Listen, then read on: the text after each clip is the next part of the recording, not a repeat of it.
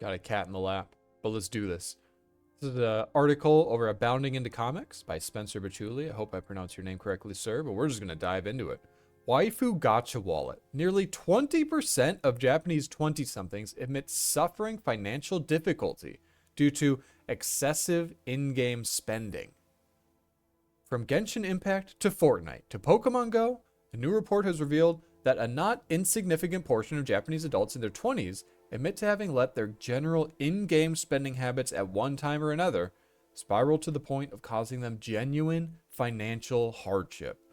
So I'm curious to see what amount of money warrants, a struggle into genuine financial hardship. I'm curious to see how much they're actually spending on these games. This insight into the current state of the Japanese player habits was provided to the public courtesy of a recent financial temperature survey conducted by the country's locally based Sumitomo Mitsui Banking Corporation. Conducted online over a 3-day period from February 19 to 21st, 2025, among an open participation pool of 1,000 total, men and women, aged 20 to 29, said survey asked respondents a number of money-related questions, including their thoughts on the value provided by physical media versus streaming services, average salaries, and what they value most in life. Surprisingly, those in their early 20s across both genders said hobbies. It's not too surprising. These days, everyone needs escapism. The thing that people value the most is usually their hobbies, especially in 2029. They probably don't have families, because if they had a family, they'd probably say their family. While late 20s women shifted to family. Yeah, there it is. And similarly aged men stood by the previous answer, but also added partner. Okay, so men were like, nah, it's it's still my hobby. It's still video games, but I guess my girl as well. That's what men did. Or women just said their family. That's funny.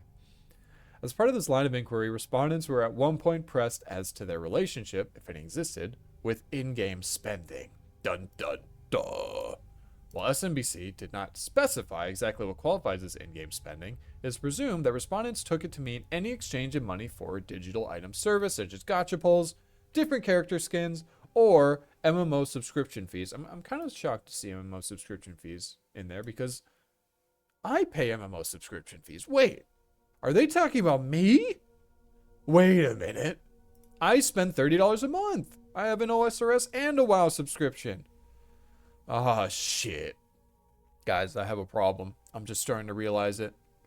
Per translation of the results provided by ChatGPT, roughly 216 of the surveyed individuals, 141 men and 75 women, said that in the last year, they had actively chosen to spend money on in-game purchases, with monthly totals averaging out to roughly $30 per player.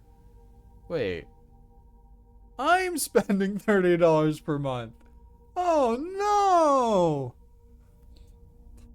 That's way more reasonable than I thought. I guess I'm not sure about currency exchange rates. I don't know if, is 30 USD, does that go far in Japan? I don't know. I don't know how much stuff costs over there. But that's I was expecting this to be in the hundreds if we're talking about gacha players, but this is much more reasonable than I thought.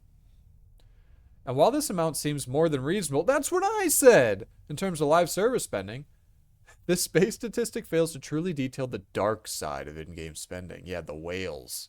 In particular, as it relates to gacha games such as Blue Archive, Honkai Impact 3rd, or Goddess of Victory Nikki. A genre which itself derives its name from the gachapon style of random chance capsule toys due to their similar mechanics. Yes, of course, we all understand. Per the same pool of respondents, 188 total individuals, 114 men and 74 women, admitted to having experienced financial difficulties due to spending too much on games, with a further 136 men and 103 women saying that they regretted spending money on games. Well, yeah, I see why they're spending money. I mean, look at this. I think I understand why the men are spending money at least.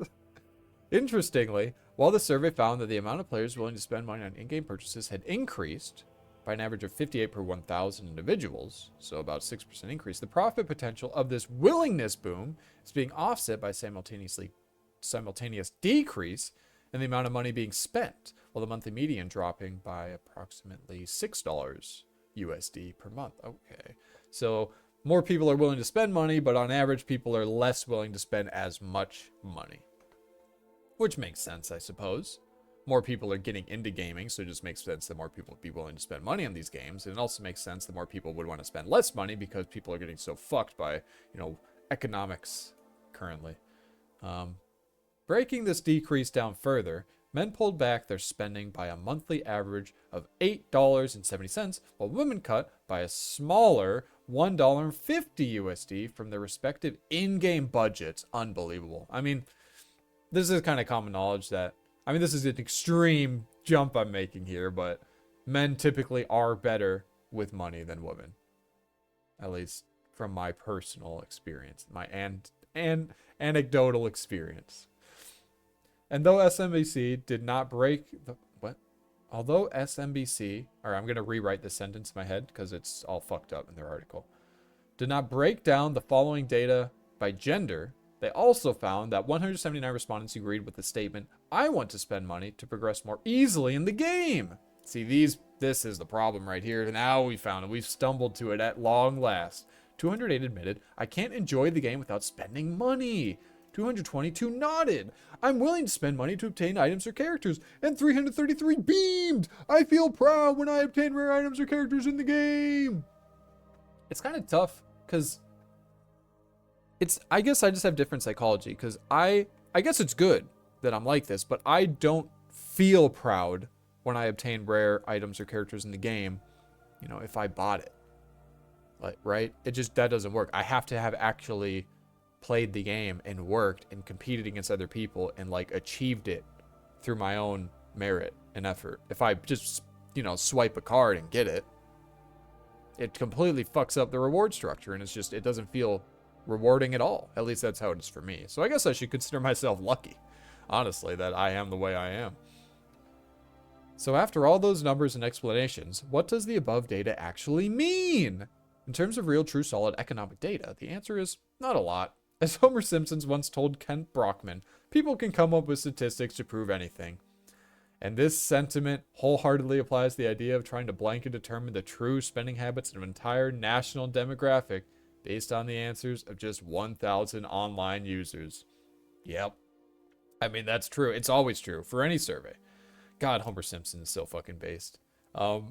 It's true, though. We've all seen this. Anyone can come up with the results they want as long as they just survey the right people. Get the answers that they want. Oh, those aren't the answers they want. Let's try surveying those people over there and use that data instead. Anyone can do this. So, yes, it is true, but it's still interesting to look at the data nonetheless. However, even if we look at the sample size itself, the fact that while the average player spends just 30 USD per month on a given game or games, at least 188 people have spent so much that they have found themselves actually struggling to survive.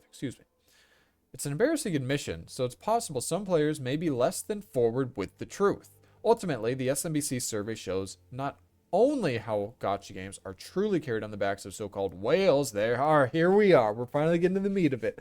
The whales. Those few players who, whether through carelessness or addiction, make up a given game's top financial sources. But how sadly dangerous the gacha mechanic can be to some individuals. Yeah, the thing is,